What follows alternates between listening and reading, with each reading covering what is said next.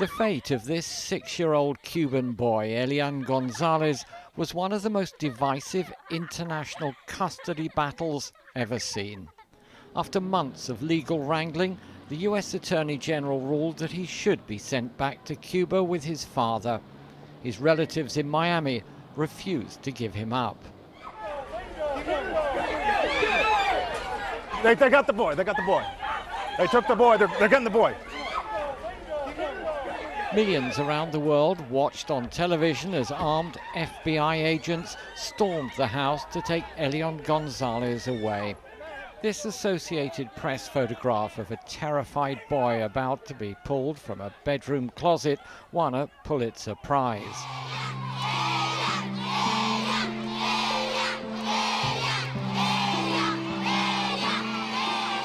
Elian and his father, Juan Miguel Gonzalez, returned home to a hero's welcome. He'd become a household name in Cuba and around the world. But once the celebrations died down, the Cuban government made every effort to let this boy grow up away from the spotlight. There were the occasional photo opportunities, such as celebrating his 10th birthday with Cuba's leader Fidel Castro, and later marking the 10th anniversary of his return, this time with President Raul Castro. Aquí me siento en cama, me siento feliz. Elian Gonzalez is now 20 years old, and in a rare and exclusive interview, he told me about his memories of those fateful days in Miami. El poco recuerdo que tengo no fueron momentos muy felices hasta el momento en que pude ver a mi papá. The little I can recall, those moments were not that happy ones till I saw my father. Those are dark moments I try not to remember. And once I met again with my father, I had difficult moments because it was difficult of a 6-year-old child seeing himself surrounded by people shouting his name and ask, where do they know me from? What do I represent? It was a senseless act, an unfair act, that of unleashing a struggle to separate a father from his son, because that was not a political issue, as they wanted to pretend it to be. It was a family issue. A father wanted to be with his son. That child had lost his mother and had no other choice. Did you ever have any regrets about returning to Cuba? Nunca me he arrepentido de estar en Cuba. I have never regretted being in Cuba. Perhaps if I were in the United States, I might have many material things, many more than what I have now, which are not many more than the love that my people have given me. For the United States, I was a political figure. For those people who shouted outside my uncle's home, I was a means to topple the revolution. However, for the Cuban people, I am a part of the family. I would not change the affection of the Cuban people for millions of dollars, or the love that I perceive when I am with my father.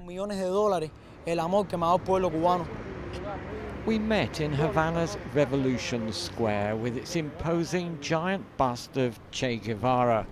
A fitting setting, since today Elian Gonzalez is a committed communist and a fierce defender of the Cuban Revolution. He's also a huge fan of Fidel Castro. Fidel lo es todo. Fidel es mi abuelo. Fidel es mi padre. Fidel es mi amigo. Fidel is everything. Fidel is my grandfather. Fidel is my father. Fidel is my friend. Fidel is God for those whose religion is that of prosperity, of demanding a fairer and more humane world. Exigir un mundo más justo y más humano.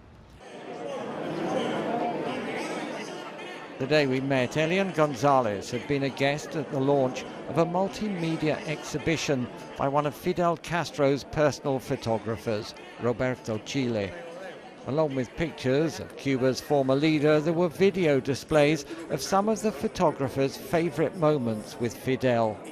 This included a visit he made to see the young Elian Gonzalez shortly after his return. I was also watching those images, the whole video about the first encounter as he spoke to me, though at that moment I was not able to realize the importance of that friendship. Afterwards, we continued to see each other. We shared long hours together like a grandfather and his grandson. For instance, if I had good grades, he would immediately know because some people would report to him. And that was like having Fidel's support, and I felt proud and full of affection, which he offered to me. This and subsequent encounters with Fidel Castro were to make a lasting impression on young Elian Gonzalez. ¡Viva Fidel! ¡Pioneros por el comunismo! Cuando yo terminaba el sexto grado, que me graduaba. When I was finishing 6th grade, concluding elementary studies, Fidel attended my graduation and then visited my home. It was one of the happiest moments I ever had when I heard him say that he considered me his friend. And he stayed until 5 in the morning in my home. Spending those hours with Fidel is seeing time fly in just minutes, since Fidel always has something new to talk about, a new idea to teach. Sitting down and speaking with Fidel is talking about food, economy, agriculture, model airplane making, outer space. You can speak about everything with Fidel. If you sit at dinner with him, he may explain to you how wine is made. And if what you have for dinner is just an egg, Fidel then tells you about the calories and the nutritional elements of that egg. Todas las calorías y todo el aporte nutricional que te va a dar ese huevo. Elian Gonzalez comes from the small coastal town of Cardenas in Matanzas province. It's about 140 kilometers from the capital, Havana. On his return from the United States, he came straight back to Cardenas, trying to live as normal a life as possible. While Elian stayed out of the limelight, his father, Juan Miguel, became a hero in his own right for not defecting while in the United States, and has since become a deputy in Cuba's parliament, the National Assembly.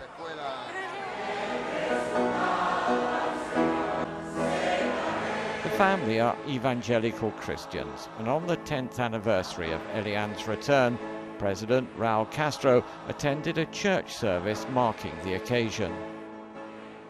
Today, Elian Gonzalez is studying industrial engineering at university and looks destined for a career in the army, having attended a military high school. He's also a member of the Union of Young Communists.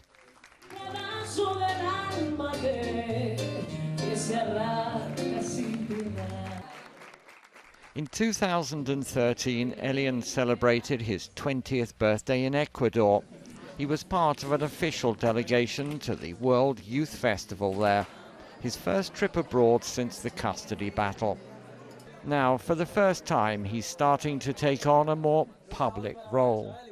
No me acompaña ninguna ansia de poder ni de fama. I have no aspirations of power, fame.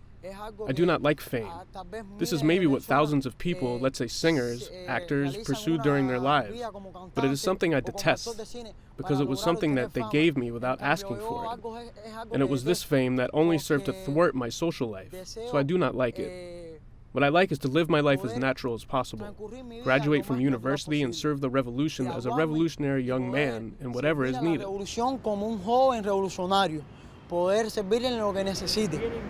Elian Gonzalez may not seek fame or attention, but it's something he'll find hard to avoid.